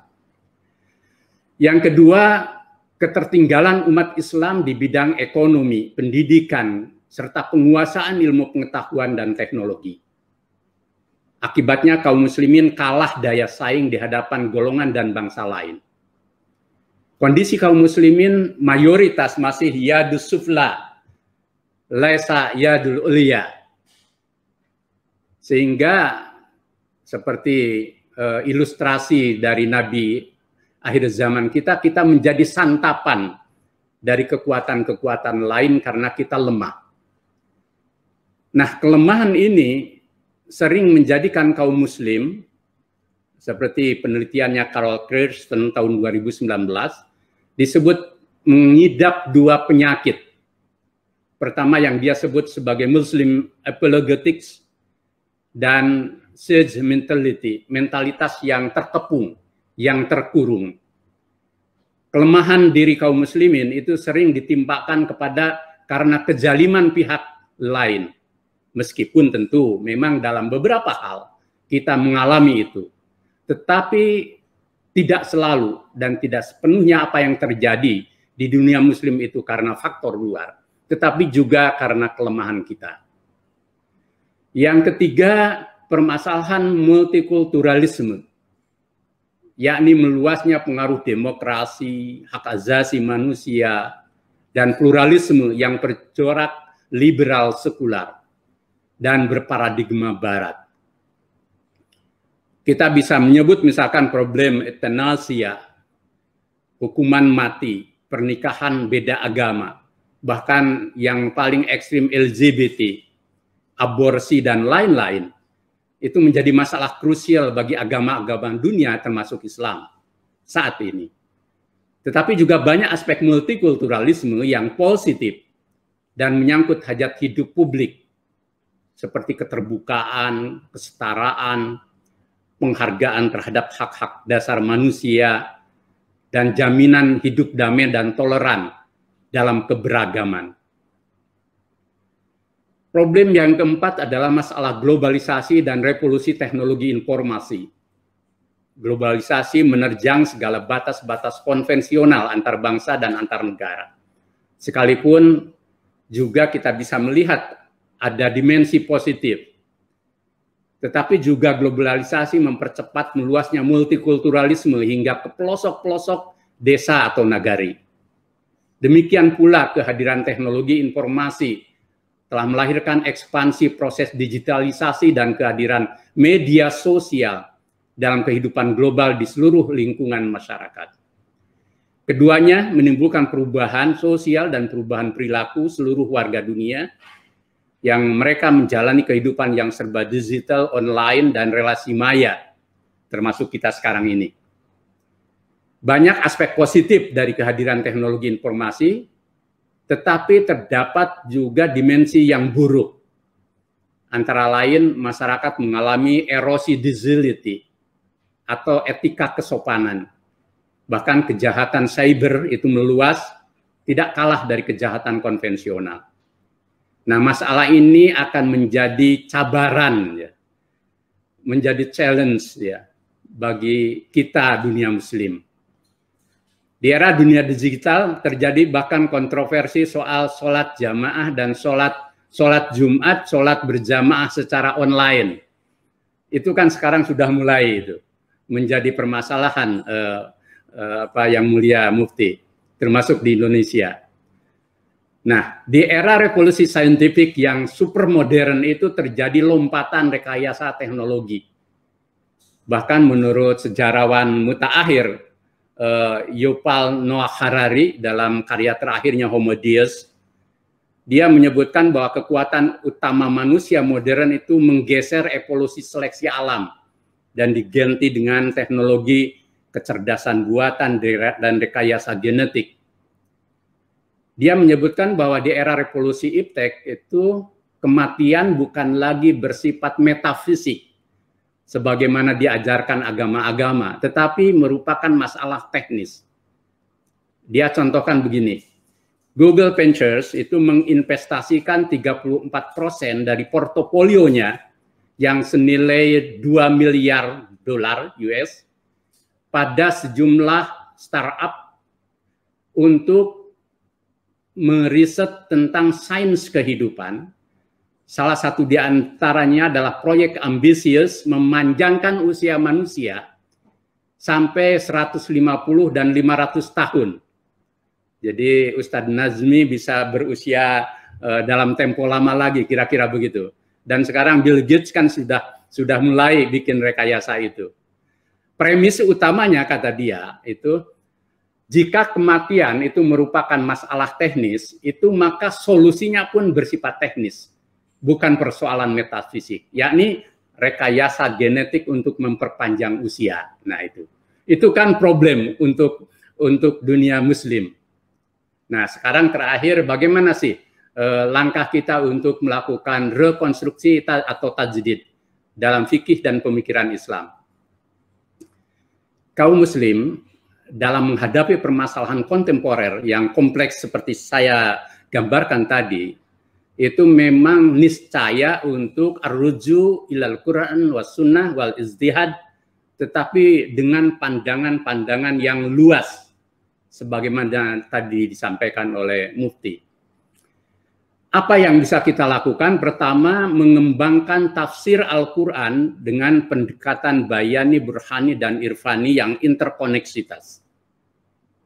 Kita tidak utuh memakai Al-Zabiri, tetapi dengan konstruksi tarzih yang nanti mungkin bisa dialog dengan Prof. Samsul Anwar. Nah, tafsir ini akan menjadi referensi penting pemahaman kaum Muslim tentang Islam dari sumber utamanya Al-Quran dan sunnah yang makbulah. Kami telah menyusun tafsir At-Tanwir biarpun belum selesai. Dulu Buya Hamka secara pribadi juga sudah melahirkan tafsir Al-Azhar yang di Perlis sangat kesohor gitu ya, sangat ternama. Dan ini merupakan ya tonggak untuk kita memperluas pemahaman tentang Islam, termasuk fikih Islam. Yang kedua, mengembalikan fikih dan usul fikih di dalamnya ke aslinya sebagai manhaj atau tariqah atau metode memahami dan mewujudkan ajaran Islam multi aspek untuk menjawab permasalahan umat, bangsa, dan kemanusiaan semesta yang sejalan dengan perkembangan zaman, tetapi berpijak kokoh pada ar-ruju ilal Quran was sunnah. Nah, langkah tajdid merupakan pilihan utama menghadapi permasalahan dan perkembangan zaman dalam format rekonstruksi itu. Tajdid rekonstruksi atau usaha membangun kembali fikih dan pemikiran Islam yang komprehensif, yang multi aspek, yang multi paradigmatik untuk menjawab permasalahan umat dan kemajuan zaman itu harus dikembangkan sebagai at-tafkir al-badil, harus menjadi perspektif alternatif yang lebih baik, yang afsah itu dari pemikiran-pemikiran keislaman yang sudah ada, yang mungkin juga ekstrim, baik yang bersifat ortodoks atau mungkin juga yang bersifat liberal. Jadi kita harus bisa keluar dari alternatif itu. Tadi mengutip Qaradawi ya, Ustadz Nazmi, saya coba merujuk apa yang dia sebut dengan fikih moderat atau wasatiyah fil fikih ya. Dia menyebut ada 3 aliran gitu ya di dalam fikih dan pemikiran Islam. Pertama yang dia sebut sebagai aliran literal, tadi disebut oleh Mufti, atau aliran tekstual yang disebut dengan aliran al-zakhiriyah. Qaradawi nyebutnya juga al-harfiyah wasakliyah gitu ya. Yang lebih melihat persoalan atau teks hanya kepada bentuk serta tidak kepada makna, pada substansi dan pada hakikat. Kedua, di seberang lain itu ada aliran sekular liberal. Di kalangan kaum muslimin, Qaradawi nyebutnya sebagai muslim zugrafi gitu ya. Az-zugrafiyah yang sepadan dengan al-ladiniyah itu, ad-dunyawiyah, aliran yang ada di Islam, pemikiran keislamannya tetapi tidak islami kata dia. Nah, yang inilah yang kemudian banyak menganulir, menasah teks qat'i dengan teks yang mutasyabihat kata dia. Serta meremehkan atau mengabaikan teks-teks Al-Quran dan As-Sunnah yang makbulah. Ini aliran yang kedua yang juga bagi dia itu tidak bisa diterima. Nah, dia menawarkan aliran moderat atau wasatiyah sebagai jalan pilihan yang dia sebut jalan lurus, as-siratul mustaqim, yang menggabungkan teks-teks partikular dan maksud-maksud yang global, kata dia. Nah, dalam konteks ini Qaradawi membagi fikih ke dalam beberapa dimensi yang dia juga sebut sama dengan Jamal Al-Banna, fiqh zadid. Yang pertama dia sebut fikih sunnah. Sunnatullah di alam dan sunnatullah di masyarakat. Jadi dia memaknai sunnah dalam 2 dimensi. Kemudian fikih maqasid seperti yang juga menjadi rujukan kita. Kemudian dia juga ada yang ketiga fikih akibat dari hasil yang kita lakukan dan atas hukum-hukum yang partikular. Kemudian ada fikih perbandingan atau muqaranah dia pakai juga. Tetapi yang menarik misalkan ya perbandingan antara kebaikan kejelekan dia sebut sebagai objek, kemaslahatan dan kerusakan, kemaslahatan dengan kemaslahatan lain, kerusakan dan kerusakan lain, kemaslahatan dan kerusakan jika terjadi kontradiksi. Dan yang terakhir dia menawarkan belum terakhir fikih prioritas, meletakkan seluruh kewajiban agama dalam tempat dan derajat yang semestinya, Hal yang besar tidak boleh dikecilkan, kata dia. Hal yang kecil tidak boleh dibesarkan. Hal yang diawalkan tidak boleh diakhirkan. Hal yang diakhirkan tidak boleh diawalkan. Dan yang terakhir, fikih ikhtilaf. Jika ada pendapat dan hasil ijtihad berbeda, kata dia, dan bermacam-macam, sehingga dari perbedaan tersebut tidak terjadi konsensus, ini perlu ada solusi tentang fikih ikhtilaf baru. Nah, rekonstruksi fikih dan pemikiran keislaman itu menistayakan integrasi keislaman dengan pemikiran-pemikiran yang oleh Muhammad Iqbal, biarpun tahun 30 ya, tetapi masih relevan. Kata dia, mengintegrasikan keterhubungan antara agama dengan ilmu dan filsafat. Juga integrasi pengetahuan, kesatuan spirit manusia, dan tauhid. Sekaligus juga menggali hasanah pemikiran Islam dan Barat. Nah, dia menambahkan Barat. Nah, penguatan filsafat, ilmu kalam, dan logika sesuai dengan paradigma Islam itu sangatlah penting. Ini soal logika ini kita juga tercecer atau tertinggal. Karena ketakutan akan logika Aristoteles misalkan.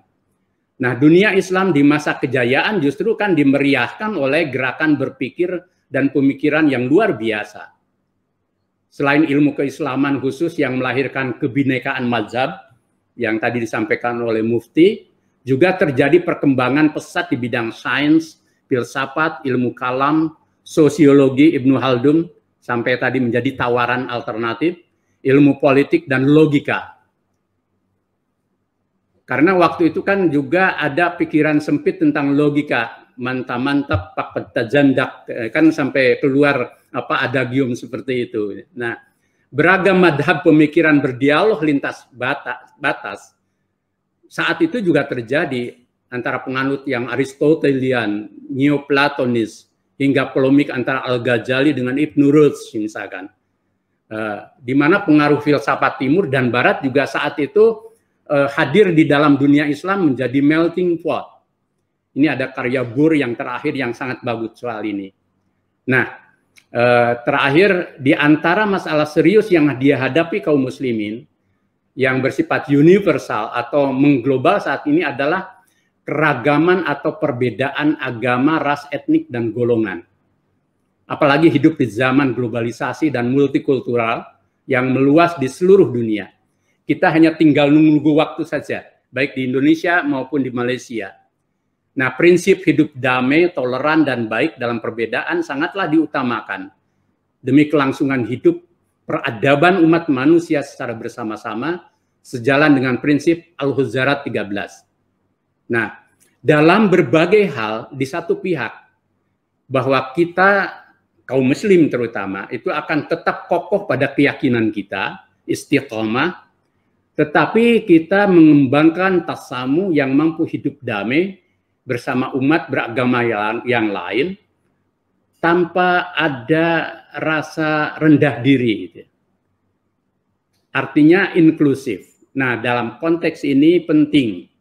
Ini sebagai cabaran ini, Ustadz Nazmi, cabaran kita, bagaimana kita menghasilkan fikih kebinekaan yang berwawasan wasatiyah sejalan dengan prinsip Al-Quran lakum dinukum waliyadin.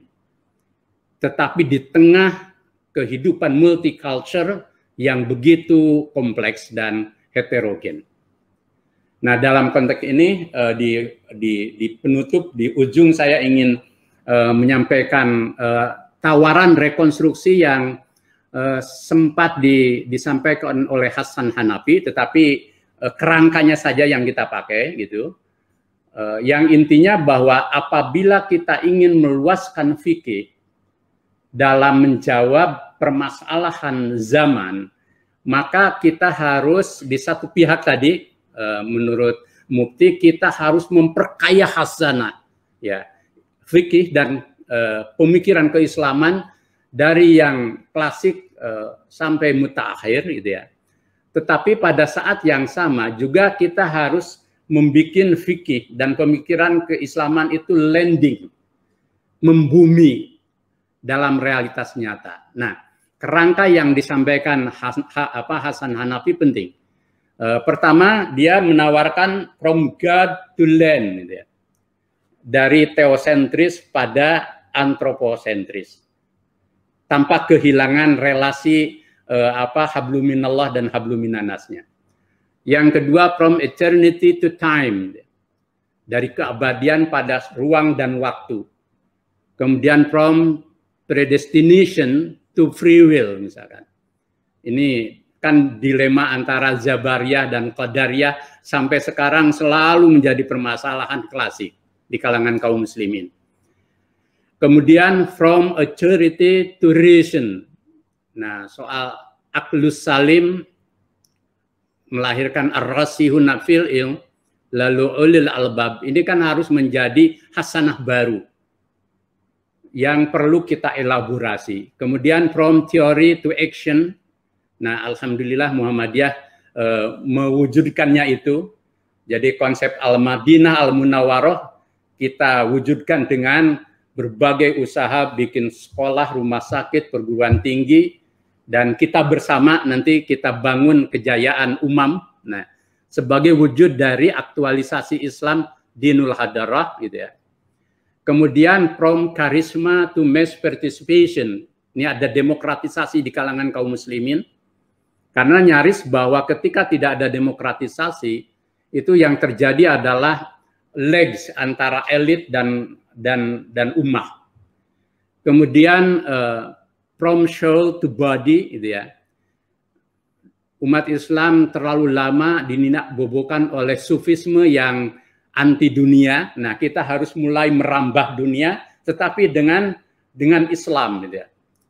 Dan kemudian yang terakhir from eschatology to futurology. Jadi ini menjadi penting dalam wawasan rekonstruksi fikih dalam menghadapi tantangan zaman. Nah, rekonstruksi fikih dan pemikiran Islam di era modern abad ke-21 dalam menangani permasalahan umat, bangsa, dan kemanusiaan semesta merupakan perwujudan dari aktualisasi risalah Islam sebagai rahmatan lil alamin di era kemajuan zaman sesuai dengan kredo al-Islam salihul likulli zaman wa makan. Terima kasih. Nasrun minallah wa fadlun qarid. Wassalamualaikum warahmatullahi wabarakatuh. Waalaikumsalam warahmatullahi wabarakatuh. Terima kasih Bapak Haidar atas perkongsian yang sangat menarik pada pagi ini. Kita merasa segar dengan apa yang disampaikan oleh Bapak Haidar melalui tajuk perbincangan beliau berkaitan dengan rekonstruksi fikih. Bapak Haidar telah memulakan bagaimana agama Islam itu sendiri kalau dilihat dari sudut asas kepada fiqh itu adalah untuk mendapatkan yabtaghuna fadlan minallahi wa ridwana, iaitulah untuk memperolehi keredaan daripada Allah, memperolehi kelebihan daripada Allah serta mendapatkan keredaannya. Dan bagaimana tadi juga Bapak Haidar juga ada menyebutkan tentang telah berlaku perbincangan demi perbincangan yang dibuat oleh para sarjana terdahulu, antaranya dikongsikan oleh Jamal Banna tentang nahwa fiqhil jadid, tentang bagaimana untuk melihat fiqh itu dalam kerangka ataupun dalam versi akidahnya, versi syariahnya, versi amalnya dalam kehidupan kita. Dan kami juga dikongsikan berkaitan dengan bagaimana pendekatan Muhammadiyah dalam konteks untuk mengetengahkan elemen bayani, burhani dan juga irfani, serta bagaimana pentingnya untuk melaksanakan tarjih dalam konteks untuk kita berhadapan dengan situasi umat pada ketika dan saat ini. Sudah pasti tadi apa yang dikutipkan oleh Bapak Haidar juga menyentuh tentang keperluan bagaimana untuk kita mencari ubat kepada segala permasalahan yang dihadapi oleh masyarakat Islam pada hari ini, berkaitan bagaimana perlu untuk kita ar-ruju' ilal Qur'ani was sunnah, kembali merujuk kepada Al-Quran dan juga As-Sunnah dalam konteks tadi disebutkan tentang bayani, burhani dan juga irfani, dan juga tentang bagaimana untuk melihat kembali membumikan fiqh dalam dalam multi aspek dalam kehidupan kita, dan bagaimana apa yang juga dinyatakan oleh bapa tadi tentang perkongsian al-Qaradawi dalam konteks bagaimana untuk menjadikan fiqh sunnah, fiqhul maqasid, fiqhul aqibah, muqaranatul fiqh, dan juga fiqhul alawiyat, dan juga fiqhul iktilaf sebagai salah satu daripada perbincangan untuk kita merekonstruksi fiqh dalam konteks pandangan yang lebih meluas. Bagi pihak Perlis Malaysia, kita merakamkan setinggi perkataan terima kasih kepada Bapa Haidar atas perkongsian, dan saya sangat tertarik apabila Bapa Haidar tadi menyebutkan tentang bagaimana perlu untuk kita memperkayakan hasanat dalam konteks karisma agama Islam itu sendiri, dan bagaimana keperluan untuk kita menjadikan Islam yang hebat itu membumi, ataupun disebutkan dengan sebutan Bapa Haidar tadi, landing ataupun membumi kepada masyarakat, from God to land dan sebagainya. Ini merupakan perkara yang harus kita lihat dalam siri wacana untuk kita merekonstruksi fiqh itu sendiri. Jadi kita ada beberapa persoalan, tetapi saya juga ingin berkongsi beberapa perkara, iaitu bagi peserta yang bersama-sama kita dalam alam maya, bolehlah sama-sama untuk menekan kepada link e-sijil yang akan dikongsikan melalui laman Facebook Jabatan Mufti Negeri Perlis pada hari ini yang kita bersedia langsung. Bolehlah mereka yang menjadi peserta untuk menekan klik pada e-sijil yang akan dikongsikan di pengakhiran daripada perbincangan diskusi kita pada pagi ini. Dan juga saya juga menerima beberapa soalan daripada dalam talian yang dikomentarkan oleh beberapa pihak. Saya akan bacakan sebentar nanti dalam siri diskusi. Pun begitu, sebagai merekomentasi apa yang disampaikan oleh Bapak Haidar, mungkin ada sedikit tambahan daripada sahabat Samah, Datuk. Kalau ada, Datuk, silakan. Terima kasih kepada Pak Haidar dengan perkongsian yang menarik tadi.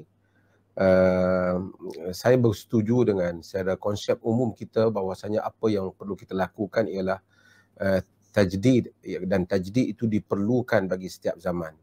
Cuma seperti mana yang disebut tadi ialah dilema kepada tajdid ini ialah siapakah yang akan mengendalikan tajdid ini. Apabila tangan-tangan yang mengendalikan tajdid itu bukan ahli dalam bidangnya, maka itu akan menimbulkan kegusaran. Seperti mana kalau kita bukan pakar di dalam pembinaan bangunan, cuba terlibat di dalam penstrukturan bangunan, pembinaan bangunan, tentu ia akan menimbulkan kegusaran. Dan itu perlu inilah peranan ahli-ahli dalam bidang ini untuk terlibat sebagai mereka memastikan yang terlibat itu mereka yang berkeupayaan.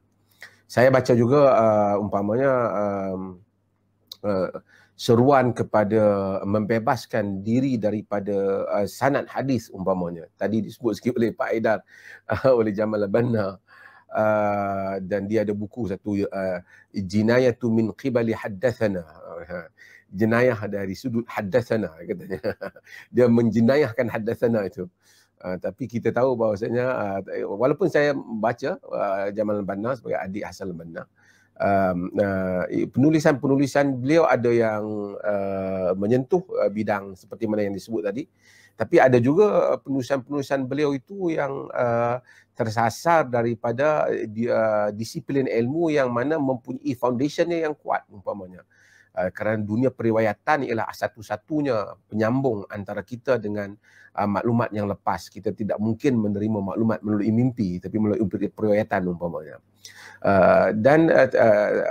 Tapi apa yang disebut oleh Pak Haidar tadi penting, iaitu kita perlukan kepada tajdid, dan yang menghubungkan tajdid ini saya suka juga dengan apa yang disebut oleh Maulana Abul Hasan Ali An-Nadwi, bahawa itu kita mengambil manfaat daripada al-qadimus salih wa jadidun nafi'. Yang dua yang menjadi slogan yang dibuat oleh Maulana Abul Hasan Ali An-Nadwi, iaitu al-qadimus salih yang lepas, yang masih lagi dapat berfungsi dengan baik dalam kehidupan moden kita, dan al-jadidun nafi', dan yang baru yang memberi manfaat. of course seperti mana yang tadi kita sebut, bahawasanya ia tidak boleh lari daripada landasan disiplin keilmuan.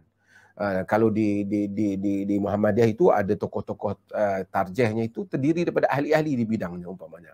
Tapi jadi masalah kita di Malaysia umpamanya ada yang bukan dia mungkin lawyer dalam bidang lain, kemudian bercakap tentang masalah usul tentang usul fiqh, nak mentajdidkan usul fiqh, nak mempertikaikan tentang bagaimana ilmu sanad dan seumpamanya yang ia bukan di bidangnya. Saya rasa di Indonesia juga ada hal-hal yang seperti itu terjadi, sehingga golongan liberalis itu seakan-akan tidak ada makna lagi kepada khazanah lepas yang begitu besar. Sedangkan khazanah itu mempunyai konteksnya dan telah menyumbang pada konteksnya, dan konteks itu boleh muncul bagi setiap zaman. Ia mungkin pada satu zaman ia muncul dan kemudian ia menghilang, dan konteks itu mungkin muncul balik pada zaman kemudian. Ini yang disebut oleh Al-Imam Syatibi dan Al-I'tisam umpamanya, bahawasanya kadang-kala ada qaul yang dia dhaif pada satu zaman, ia menjadi kuat pada zaman yang lain disebabkan pada konteks yang baru yang dilalui. Dan ini ada peranan yang sedang kita buat, dan peranan ini saya rasa kita dapat gabungkan insya-Allah kepakaran mungkin di Perlis, menumpang juga dari kepakaran yang banyak yang ada di Muhammadiyah, boleh digabungkan tokoh-tokoh ini untuk kita sama-sama melihat ruang-ruang pandangan-pandangan baru fiqh untuk bagi suasana kita yang tadi Pak Haidar sebut fiqh bagi, kalau Qaradawi sebut fiqh aqaliyat ataupun fiqh golongan minoritas ini, tapi kita mungkin ada fiqh untuk masyarakat yang seperti kita ini. Orang Melayu mempunyai latar budayanya dan kita tahu bahawa al-adatu muhakkamah. Adat itu diambil kira di dalam hukum hakam juga apabila adat-adat yang tidak bercanggah dengan syarak itu. Kemudian kita mempunyai keserumpunan yang kesamaan kita mesti melihat bagaimana pendekatan. Kita lihat juga kadang-kadang berapa usaha tajdid dilakukan di Nusantara ini. Ada tajdid yang kita lihat umpamanya sangat berakar dan kuat seperti yang disebut Kiai Ahmad Dahlan umpamanya, yang dibuat oleh Buya Hamka umpamanya, dan juga di Malaysia juga ada tokoh-tokohnya. Tapi demikian juga ada tajdid yang mungkin menggusarkan umat kan kadang-kadang, kerana kadang-kadang terputus daripada tabiat umat itu sendiri, terputus daripada lingkungannya itu sendiri. Dan ini tadi kembali kepada apa yang Pak Haidar sebut, kembali kepada ijtihad yang bukan saja memahami nas tetapi memahami waqi' yang sedang kita lalui. Kerana an-nas mahdudah wal aqdiyah mutajaddidah. Nas itu terhad, tetapi isu-isu yang berlaku itu ia sentiasa diperbaharui. Terima kasih.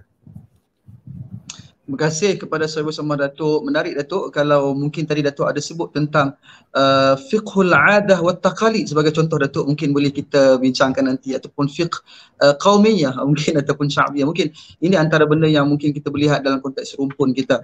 Baik, terima kasih Bapak Haidar. Sekali lagi bagi pihak MAIPS kami mengucapkan terima kasih atas partisipasi Bapak Haidar, yang mana saya difahamkan Bapak Haidar akan mengikuti satu lagi majlis dan tidak dapat bersama-sama kita, dan insya-Allah akan digantikan bersama-sama kita adalah Profesor Dr. Syamsul bersama-sama kita. Saya ucapkan selamat menyertai kita Bapak Syamsul, dan insya-Allah bagi pihak MAIPS sekali lagi sebagai penganjur kami merakamkan terima kasih kepada Bapak Haidar, dan semoga insya-Allah kita dapat sama-sama lagi berbincang, berdiskusi dalam sesi yang akan datang. Mungkin Bapak di pengakhiran daripada pertemuan kita sebelum Bapak meninggalkan acara kita. Sebelum itu Ustaz Nazim, saya ingin ucapkan terima kasih kepada Pak Haidar kerana menyertai kita pada hari ini. Terima kasih. Terima kasih. Harap kita berjumpa sama ada di Perlis ataupun di Indonesia, insyaAllah. Ya. InsyaAllah, amin. Terima kasih. Bapak, insyaAllah nanti kami akan berkunjung ke Perlis. Ya, nanti Datuk juga berkunjung ke Muhammadiyah, dan mohon maaf sekali nanti insyaallah Prof. Syamsul Anwar bisa menyertai Datuk dan acara ini. Jadi mohon maaf kalau ada hal-hal yang hilaf. Terima kasih. Assalamualaikum warahmatullahi wabarakatuh. Waalaikumsalam warahmatullahi. Terima kasih kepada Bapak Haidar. Qulna lakum ahlan wa sahlan wa marhaban. Antum a'zamun nasi syarafan wa ahlaman. Terima kasih Bapak.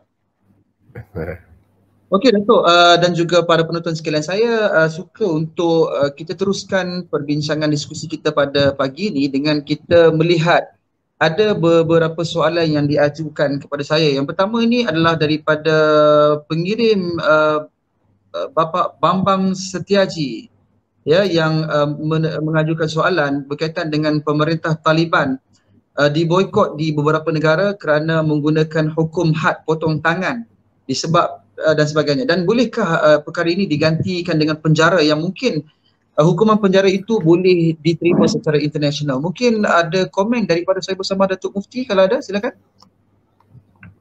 Terima kasih. Kita bersama dengan kita Profesor Samsul Ya, daripada saya ucapkan selamat menyertai Dr. Samsul, tapi mungkin Datuk boleh teruskan dengan menjawab soalan berkaitan. Ya, terima kasih. Selamat menyertai kita. Dan saya menjawab dulu persoalan itu. Hukum hakam had ataupun hudud ini, saya selalu juga sentuh hal ini. Dia mempunyai syarat pelaksanaannya. Banyak kitab-kitab dahulu menyebut syarat-syarat yang disebutkan, tetapi saya selalu sebut satu perkataan iaitu keadaan yang kondusif, yang membolehkan kesan daripada pelaksanaan hukum itu tidak memberikan tamparan ataupun pukulan yang negatif kepada masyarakat Islam ataupun kepada umat Islam ataupun kesan kepada diri yang mana yang dihukum itu. Kita hendaklah tahu bahawasanya Nabi SAW apabila memerintah, baginda tidak memulakan dengan memotong tangan pencuri.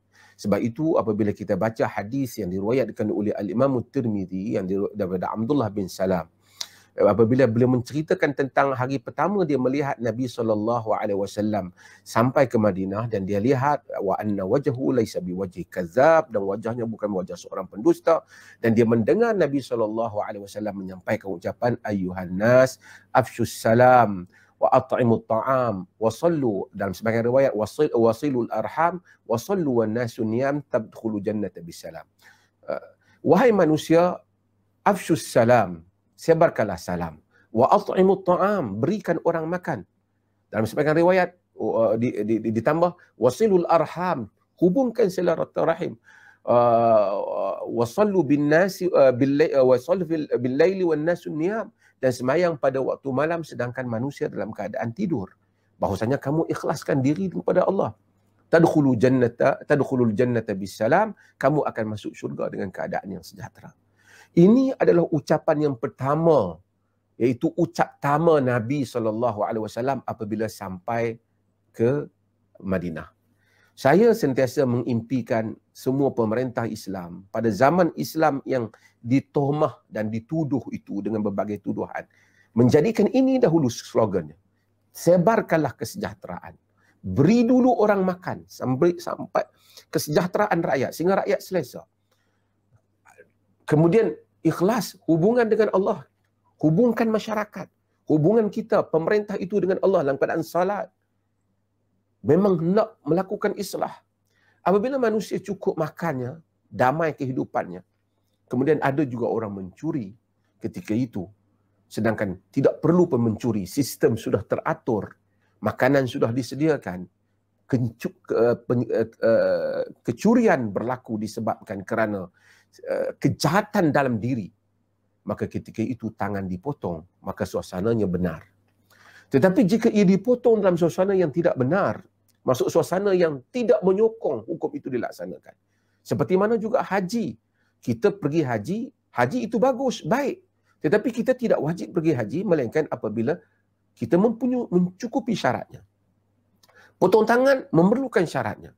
Sebab itu Al-Imam At-Tirmizi di dalam Sunan Al-Tirmizi, hadis yang sama diriwayatkan juga oleh Al-Imam Abu Dawud dalam Sunan Abi Dawud, dia menyatakan la tuqta'u aidi fi safar, dalam riwayat la tuqta'ul aidi fil ghazw, jangan dipotong tangan ketika musafir, tidak dipotong tangan ketika di dalam peperangan. Al-Imam At-Tirmizi rahimahullah apabila memasukkan hadis ini, memasukkan juga ta'liq Al-Imam Al-Auza'i. Auza'i merupakan satu mazhab yang besar dahulunya. Ia mazhab itu telah menguasai Andalus dan Ahli Syam. Al-Imam Al-Auza'i rahimahullah menyatakan kerana dibimbangi jika dilaksanakan hukuman ketika itu, mereka akan lari untuk mendampingi dan menyokong musuh ataupun pergi bersama dengan musuh. Maksudnya, jika dibuat ketika itu, kesan negatifnya lebih besar daripada yang positifnya. Maka dengan itu, la tuqta'u aidi, jangan kamu potong tangan. Fis safar, fil ghazu, di dalam musafiran. Dalam riwayat, dalam riwayat juga Abu Daud, di dalam peperangan. Seperti mana riwayat juga oleh Al-Imam At-Tirmidzi. Sebab itu maka merujuk pada soalan yang ditanya ini, saya merasakan bahawasanya jika saya dapat bercakap pada Taliban, saya rasa bukan itu prioriti hukum yang patut didahulukan. Itu hanya akan mengundang pandangan negatif seluruh dunia terhadap Islam. Dalam keadaan rakyat tidak cukup makan, kesusahan, hukum itu yang ditonjolkan. Taliban mempunyai pengalaman yang dahulu. Bahawasanya dahulunya dia telah, yang lepas dia telah, ketika dia telah memecahkan berhala yang besar itu. Memang berhala itu pecah tapi tidak memberikan apa manfaat yang besar. Melainkan negaranya dijatuhkan kemudian. Lebih baik kita dahulukan apa yang perlu didahulukan. Sehingga menunggu keadaan yang sesuai. Ada hasrat Nabi yang Nabi tak laksanakan kerana keadaan tidak mengizinkan. Nifaq, munafik, Abdullah bin Ubay bin Salul telah melakukan jenayah yang besar, kemurtadan, kerana menghina Rasul, kerana mengganggu gugat kesejahteraan negara orang Islam.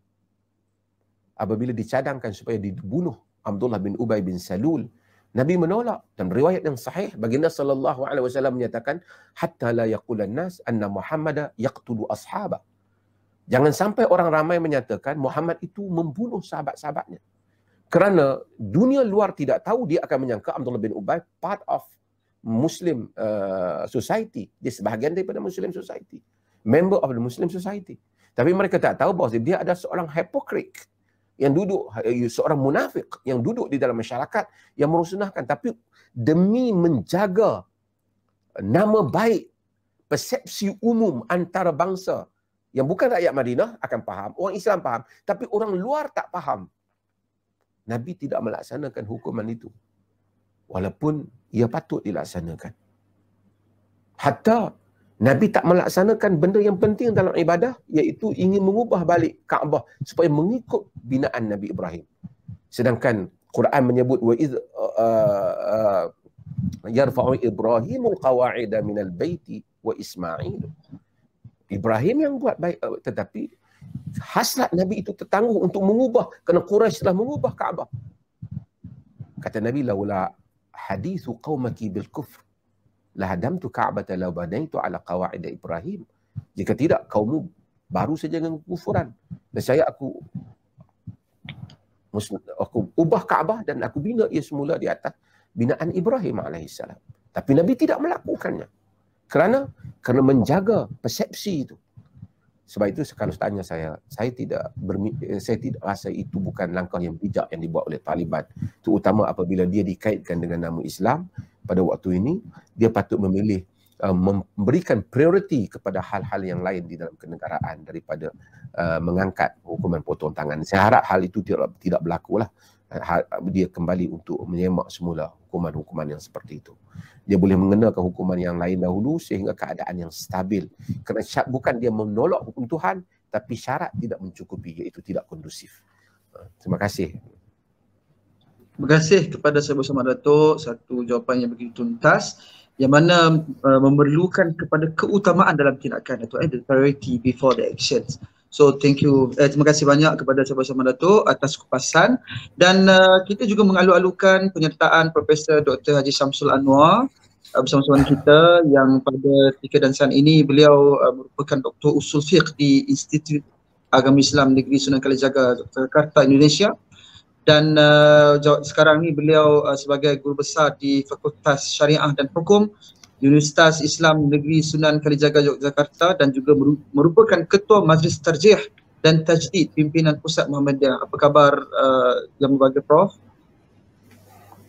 Kita lalukan pernyataan Prof pada pagi ini. Terima kasih. Walafiat. Ya, Prof. Alhamdulillah. Ya, saya kembali untuk memetik persoalan yang ditanyakan oleh para penonton kita pada pagi ini, ada satu persoalan yang mungkin persoalan ini sesuai untuk kita ajukan kepada Prof. Dr. Haji Syamsul Anwar, berkaitan dengan dalam suasana ketatnya prasyarat untuk menjadi seorang mujtahid bagi melaksanakan ijtihad, dan sudah pasti seolah-olah hampir tidak mungkin untuk dikuasai oleh seseorang sarjana pada masa ini sebab prasyarat untuk menjadi seorang mujtahid sangat tinggi. Dan dalam konteks ini, bagaimana ijtihad pada zaman ini boleh dilaksanakan sedangkan prasyarat untuk menjadi seorang mujtahid itu seolah-olah hampir tidak dapat dipenuhi oleh seorang sarjana ketika mana mereka melakukan sesuatu ijtihad. Silakan Prof. Baik, Assalamualaikum warahmatullahi wabarakatuh. Alhamdulillah, wassalatu wassalamu ala rasulillah wa ala alihi wa ashabihi wa mawala. Yang saya hormati Datuk Maza Muhammad Asri Zainul Abidin, Mufti Perlis. Yang saya hormati juga moderator serta para peserta webinar yang dimuliakan Allah Subhanahu wa Ta'ala. Baik, ada pertanyaan yang cukup cantik lah ya. Tadi bagaimana dimungkinkan pada masa ini kita melakukan ijtihad sementara syarat-syarat untuk melakukan ijtihad itu begitu ketat sehingga tidak mungkin mampu dilakukan. Maka dalam konteks ini, dalam Muhammadiyah, ijtihad itu dilakukan secara kolektif. Atau sering kita sebut di sini ijtihad jama'i. Jadi karena itu untuk menjawab permasalahan-permasalahan yang timbul di lingkungan umat Islam, maka pada tahun 1927, jadi hampir satu abad yang lalu di dalam Muhammadiyah didirikan Majelis Tarjih. Jadi untuk merespon berbagai persoalan secara bersama-sama. Memang seorang mujtahid itu harus seorang ulama yang menguasai syarat-syarat tertentu, menguasai bahasa Arab, menghafal Quran, hadis, menguasai qiyas, ijma, usul fikih, punya niat baik dan sebagainya. Dengan ilmu itu saja tidak cukup, karena persoalan yang kita hadapi adalah persoalan yang kadang-kadang banyak di luar jangkauan kita. Misalnya masalah-masalah kedokteran.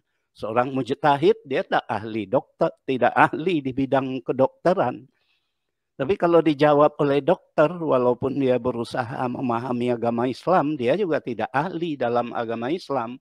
Maka oleh karena itu di zaman modern ini, mau tidak mau kita harus mengambil jalan, kalau harus tuh bahasa orang Indonesia ya, kalau Malaysia harus itu kan boleh gitu ya. Jadi kita wajib mengambil jalan ijtihad jama'i. Jadi itulah yang kami praktekkan. Jadi kalau ada suatu persoalan, lalu kita pelajari secara bersama apa persoalan itu, lalu kemudian salah seorang merumuskan konsep jawaban, lalu kemudian hasil jawaban itu kita kaji bersama, kita kritik, kita lihat apa kekurangan dan kelebihannya, kemudian diambil keputusan bersama. Baik untuk fatwa maupun keputusan. Jadi secara bersama-sama. Jadi memang tidak mungkin kita seorang hanya ulama saja yang mengambil keputusan, itu hampir mustahil. Terutama perkara-perkara ekonomi Islam yang sekarang berkembang maju, itu banyak lika-liku kegiatan ekonomi yang ulama sendiri enggak tahu itu apa yang terjadi di lapangan. Kita hanya tahu secara umum.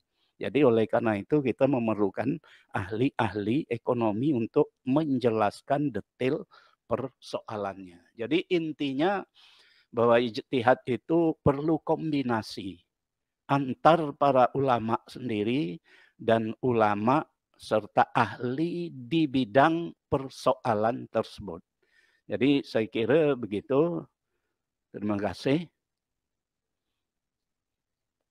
Terima kasih Bapak Profesor atas perkongsian, dan saya yakin inilah sebenarnya yang sedang diusaha dan dilakukan oleh Muhammadiyah, dan kami melihat ini merupakan salah satu daripada ijtihad integrasi ataupun ijtihad integratif yang memadukan pelbagai cabang disiplin ilmu serta teknologi pada masa kini, yang juga melihat kepada ijtihad kolektif ya, yang akhirnya akan mendepani isu-isu umat. Jadi mungkin Datuk Mufti boleh serba sedikit menerangkan bagaimana dalam konteks Jawatan Kuasa Fatwa Negeri Perlis berinteraksi dalam isu-isu ijtihad ini, dan mungkin perkara-perkara baru yang dipersoal dan ditimbulkan oleh masyarakat. Saya persilakan. Terima kasih Profesor Syamsul. Senang sekali saya untuk bertemu dengan Bapak Profesor walaupun hanya di maya ni. Ini satu peluang yang baik bertemu dengan pengerusi ataupun disebut apa di sana, Ketua Ijtihad Majlis Tarjih Muhammadiyah, dan kita jemputlah nanti insya-Allah untuk datang ke Perlis untuk sama-sama kita berjumpa ataupun kita akan menziarah ke sana. Jawatan Kuasa Fatwa Negeri Perlis ini fungsinya demikian juga, ijtihad jama'i, di mana kita melantik tokoh-tokoh dari berbagai-bagai bidang untuk melakukan perbincangan tentang hukum hakam yang telah kita bawa, dan kalau ada membabitkan hal-hal yang bukan bidang kita akan menjemput pakarnya untuk membincang, dan kita akan berdialog dan bertanya sehingga kita benar-benar faham hal-hal tersebut, barulah suatu hukum dikeluarkan, dan hukum itu juga akan dilihat balik oleh pakar supaya ia selaras itu dengan disiplin ilmu yang membabitkan bidang yang bukan ahli-ahli fatwa itu pakar di dalamnya. Cumanya Perlis ini dia sedikit ada perbezaan di negeri yang lain dengan menghormati semua mazhab, tapi Perlis tidak terikat hanya dengan satu mazhab. Tidak terikat hanya dengan mazhab Syafi'i seperti negeri lain. Kita melihat semua mazhab-mazhab itu sebagai khazanah Islam yang besar, dihormati dan diambil manfaat, dengan tidak kita memberikan prioriti mesti mazhab Syafi'i dahulu baru mazhab yang lain. Kita tidak. Kita membentangkan hal-hal itu dan melihat pandangan-pandangan dan tarjahat-tarjahat, kerana kita tahu pada zaman ini bukan kita saja yang memberikan pandangan. Institusi-institusi besar di dalam fatwa telah bersidang dalam seluruh dunia ini. Kita ada banyak majma' fatwa daripada Eropahnya, majma' fiqhinya, berbagai-bagai lagi, dan semua persidangan-persidangan fatwa antarabangsa bersifat tidak terikat dengan mazhab. Yang mungkin ada bersifat terikat dengan mazhab itu lebih kepada yang bersifat negara-negara tertentu. Tetapi fatwa-fatwa yang bersifat antarabangsa, Al-Majma' Fiqhi umpamanya, fatwa European Council umpamanya, dan mereka semua bidang badan-badan fatwa ini, walaupun tokoh-tokoh itu ada tokoh-tokoh besar di dalam mazhab-mazhab mereka, tetapi ketika mereka membentangkan isu umat Islam yang membabitkan kepentingan seluruh dunia, mereka membebaskan diri dari ketaksuban tetapi mengambil manfaat daripada khazanah Islam yang luas. Dan itu juga yang cuba kita lakukan di negeri Perlis ini. Terima kasih. Terima kasih sama-sama Datuk. Sedar tak sedar untuk makluman semua, kita telah berada di penghujung daripada diskusi kita, dan sebagai berada di pusingan yang terakhir kita pada pagi ini, saya persilakan, mungkin pertamanya saya persilakan Bapak Profesor Dr. Haji Syamsul Anwar untuk memberikan komentar akhir sebagai kesimpulan tuntas daripada perbincangan diskusi kita pada pagi ini berkaitan dengan kepentingan keluasan fiqh dalam menangani permasalahan umat. Silakan. Ya, sekali lagi terima kasih pada moderator, dan saya ingin juga mengucapkan suka dan senang sekali bertemu dengan Datuk Mufti. Mudah-mudahan secara fisik di lain waktu kita bisa bertemu. Saya ingin menyampaikan satu hal, bahwa dalam rangka memperluas pemahaman fikih guna menjawab berbagai persoalan umat yang kita hadapi sekarang dan mungkin juga yang akan datang, maka fikih itu kita bagi dalam 3 jenjang. Jadi norma-norma atau al-ahkamu syar'iyah itu kita letakkan dalam 3 jenjang. Jadi jenjang yang pertama itu ditempati oleh nilai-nilai dasar Islam. Jadi keadilan, dimulai dari tauhid, akhlak karimah, keadilan, persamaan, maslahat, kebebasan, dan sebagainya. Nilai-nilai dasar Islam yang melandasi ijtihad fikih. Nah, nilai-nilai dasar ini kemudian dikonkretkan lagi dalam apa yang disebut pada jenjang kedua, di bawahnya dipayungi oleh jenjang pertama, yaitu kita sebut al-usulul kulliyah.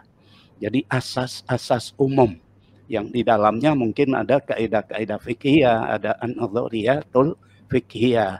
Nah, al-qawaid al-fikihiyah, an-nadhariyatul fikihiyah ini kemudian baru dikonkretisasi dalam peraturan-peraturan konkret al-ahkamul far'iyah yang langsung merespon berbagai permasalahan. Jadi kita melihat sesuatu tidak hanya dari al-ahkam taklifiyah, halal, haram, makruh, mubah, tapi mungkin dari asas-asas hukum syariah itu sendiri. Dan bahkan dari nilai-nilai dasar. Kita bicara hak asasi manusia, bicara hubungan dengan non-muslim, umpamanya nggak bisa langsung dengan hukum-hukum fikih, halal, haram, makruh, mubah. Tapi mungkin dari sisi nilai dasar keadilan, ya. Kemudian dari asas-asas. Jadi inilah satu bentuk pengembangan fikih agar supaya keluasan fikih ini tetap dapat menampung berbagai persoalan kontemporer yang sangat complicated yang kita hadapi zaman ini. Jadi begitu, terima kasih, dan saya merasa senang sekali kita bisa bertemu pada kesempatan kali ini. Mudah-mudahan bertemu lagi di kesempatan-kesempatan yang lain. Assalamualaikum warahmatullahi wabarakatuh. Waalaikumsalam warahmatullahi wabarakatuh. Terima kasih kepada Bapak Profesor Dr. Haji Syamsul Anwar. Di atas kesimpulan yang begitu tuntas menyentuh tentang keperluan untuk melihat fiqh itu dalam asas kepada nilai-nilai dasar Islam, usul kulliyah dan juga furu' yang menjawab persoalan-persoalan umat. Jadi mungkin kita teruskan sebagai kesimpulan yang kedua. Saya silakan saya bersama Datuk Mufti untuk memberikan kesimpulan tuntas daripada diskusi kita pada pagi ini. Terima kasih Bapak Profesor dan moderator. Saya mengharapkan mudah-mudahan kita perbincangan fiqh ini akan berkelangsungan antara kita, insya-Allah. Saya sebagai mempengerusikan Jawatankuasa Fatwa Negeri Perlis ini senang sekali tadi dengan Ketua Tarjih Muhammadiyah. Mungkin kita boleh ada pertemuan antara ahli-ahli dan anggota-anggota untuk kita mungkin ada isu-isu bersama yang boleh kita bersidang dan berbincang. Untuk melihat bagaimana bukan saja tadi bukan soal hukum yang telah ada di dalam teks yang asal, tetapi juga melihat kepada perkembangan-perkembangan yang ada yang memerlukan ijtihad yang kadang-kadang bukan saja membabitkan soal-soal amal taklifiyah individu sahaja, tetapi juga membabitkan soal hubungan yang rentas bukan saja antara manusia dan agama, juga rentas kehidupan antara kita dengan haiwan, kita dengan alam dan berbagai-bagai lagi. Dan demikian juga sifat fatwa-fatwa yang kita keluarkan. Dan untuk menjadi umat yang kehadapan, kita mestilah mengeluarkan ataupun kita mestilah berupaya mengeluarkan pandangan-pandangan hukum yang diyakini oleh umat bahawasanya ia mempunyai dasarnya yang kuat daripada kitab Allah dan sunnah Rasulullah, dalam masa yang sama mengupayakan mereka untuk maju ke hadapan sebagai umat yang mengetuai ataupun menjadi contoh kepada umat yang lain. Terima kasih. Assalamualaikum. Terima kasih kepada Sahabat Bersama Datuk Mufti, dan insyaAllah apa yang disampaikan oleh Sahabat Bersama Datuk Mufti tadi berkaitan dengan kita harus mengangkat nilai perbincangan fiqh itu di tahap yang sewajarnya dan bukan sekadar menjawab persoalan-persoalan umat berkaitan dengan hukum daripada Al-Quran dan daripada Nas, hadis, tetapi juga mengangkat nilai bagaimana menjadikan umat Islam itu sebagai umat yang terkehadapan sesuai dengan firman Allah Subhanahu Wa Taala, وَكَذَلِكَ جَعَلْنَاكُمْ أُمَّةً وَسَطًا لِتَكُونُوا شُهَدَاءَ عَلَى النَّاسِ وَيَكُونَ الرَّسُولُ عَلَيْكُمْ شَهِيدًا.